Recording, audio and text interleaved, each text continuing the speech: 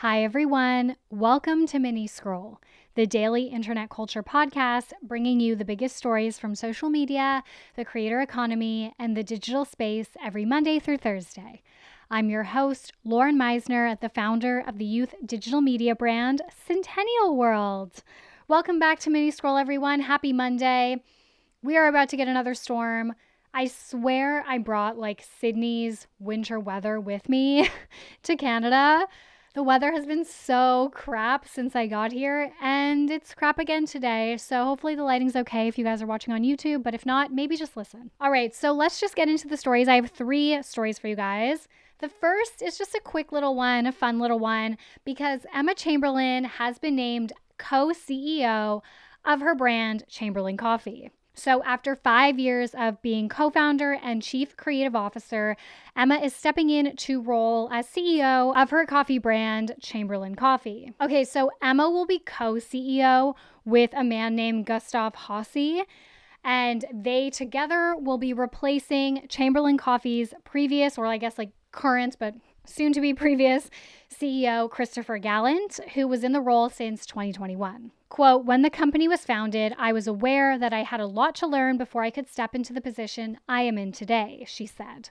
"The knowledge and experience I have gained over the last few years has made me confident in my ability to truly step up and co-run this company in a way that I was not ready for prior," which makes sense. I think that can be one of the biggest downfalls of creatives going in, like launching their own business, whether it's, I don't know, like a makeup line, like a, beauty YouTuber doing a makeup line, or like Jen Atkin doing Way Hair Care. Like when you get someone who is like a business professional to run the company, like that's always going to be, at least at the start, kind of like, in my opinion, the best place to go, like the best route to go at the beginning. So with this like co-CEO thing, she will continue to lead marketing efforts while Hossi will take on more like traditional CEO responsibilities. So Emma literally went from like YouTuber, fashion girly, podcaster, host, now business professional.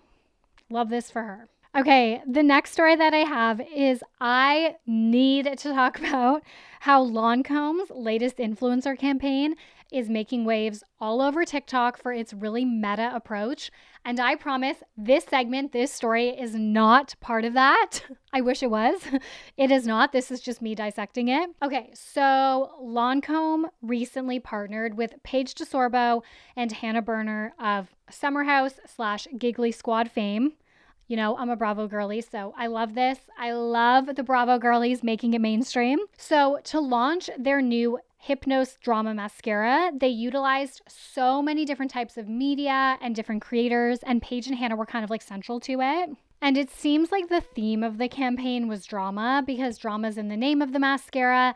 And like the entire campaign almost like fed on TikTok's penchant for internet drama and like creator tea and like all of that kind of stuff. And it's so cool. It's so relevant, but they did it in a really tasteful way. Okay, so here we go.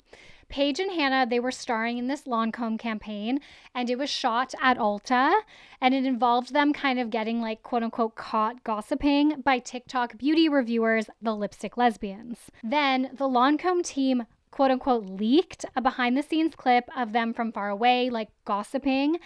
And it looks exactly like those videos that you would see on TikTok of celebrities from far away where people are like, oh my God, what are they talking about? And then popular lip reading account Tis Me Jackie G posted it. Like, again, this is all part of the sponsorship. Like, she was paid as well for this.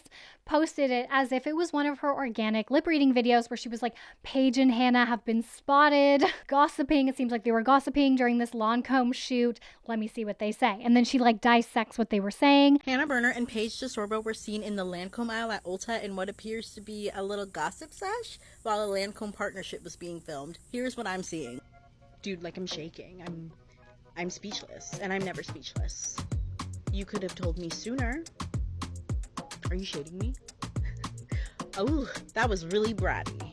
To kind of like add a more traditional media element to it, People magazine published an interview then with Hannah and Paige about this Lancôme partnership, and that particular article wasn't labeled as sponsored. I presume it was. I'm not really sure. It wasn't though. And then to kind of like cap it all off, Girl Boss Town, who is the popular PR analysis account, she screenshotted the People magazine article and she made a sponsored post about the whole campaign. She was like, oh my God, this was so meta. This was all part of a plan, and was like dissecting the PR and marketing strategy behind it. Lancôme utilizing a lip reading video to roll out their new products is the definition of GBT coded. So to roll out their new Hypnose Drama Mascara and Lip Idol, the brilliant team at Lancôme utilized a lip-reading gossip video that they leaked to the internet that they knew the internet would study, and not just study anything, but study the drama of their mascara and their lips to try to figure out what they're saying. To launch their new products is the definition of tapping into trends in the right way, which is something I scream at brands to do all the time. That made it even more meta.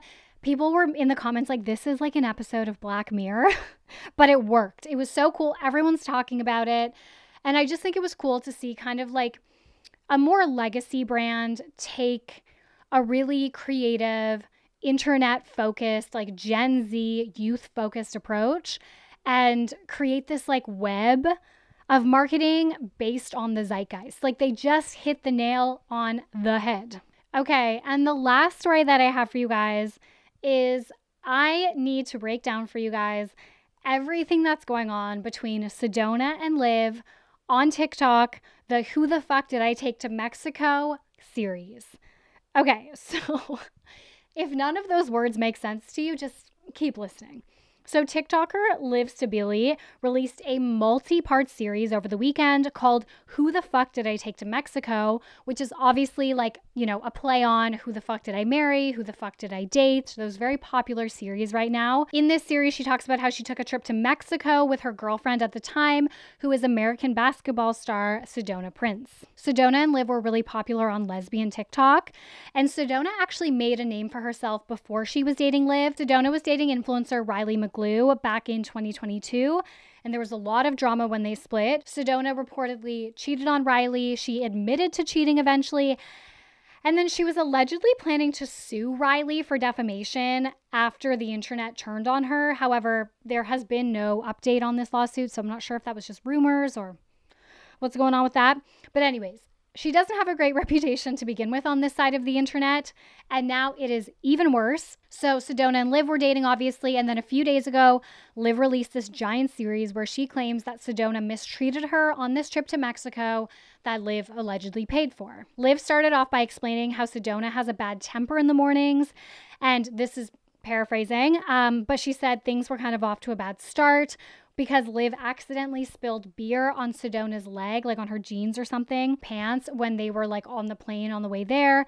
And Sedona punished her by sitting on the other side of the aisle of the flight. So like that's how the trip started off. There was a lot to this series, but the main story that everyone is really freaked out by is that Sedona insisted while they were in Mexico that they rent these ATVs to ride in the middle of the night. They were going to go through the jungle. She said that they should leave their phones at home so it can just be them two, like, I don't know, more like romantic bonding vibes.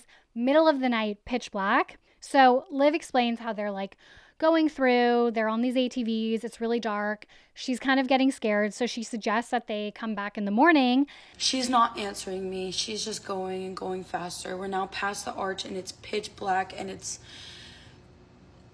the scariest thing I've ever experienced, and I'm begging her, screaming, please stop the ATV, please stop the ATV.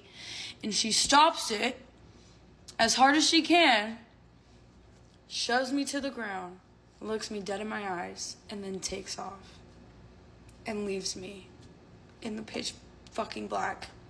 So what do? I get up and I start running for my fucking life because I don't know what else. I didn't know what else to do in that situation. I'm literally telling myself, you're gonna make it, Liv, you're gonna make it.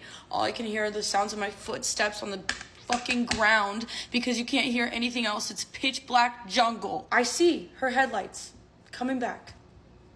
I see the headlights coming back, and as soon as she gets to me, she flips it on its side. And what do? I fucking still run over to her, and I'm like, baby, are you okay? Trying to make sure that she's okay. She shoves me, tells me to get the fuck off of her, that it's my fault we're in this situation, that I held her back. They ended up getting rescued by like a van of local guys, and I guess they were like towing their ATV, and Sedona was just saying to Liv the whole time while they were like on the back of the ATV, like, I'm breaking up with you. This is all your fault. And so Liv booked a ticket home early because like Sedona was like, we're done. So this series, like I said, has blown up. It's led to a lot of allegations that Sedona is abusive, and internet users are now flooding Sedona's basketball team with requests to drop her. And according to Distractify, quote, Sedona has responded to the videos by issuing a cease and desist to Liv and announced on Instagram stories on August 15th, 2024, that her legal team will handle the matter moving forward. That is a very high level version of what's happening. It's like my entire For You page right now, but I am heavily on like lesbian TikTok because I listen to so much lesbian pop because it's my favorite genre. So I don't know if that's just me, but I feel like this is kind of blowing up. Anyways, guys, that is it for Mini Scroll today. Thank you so much for listening. Please remember to rate, review, and subscribe. It helps me so much. It helps me grow. I love you guys, and I will talk to you tomorrow. Bye.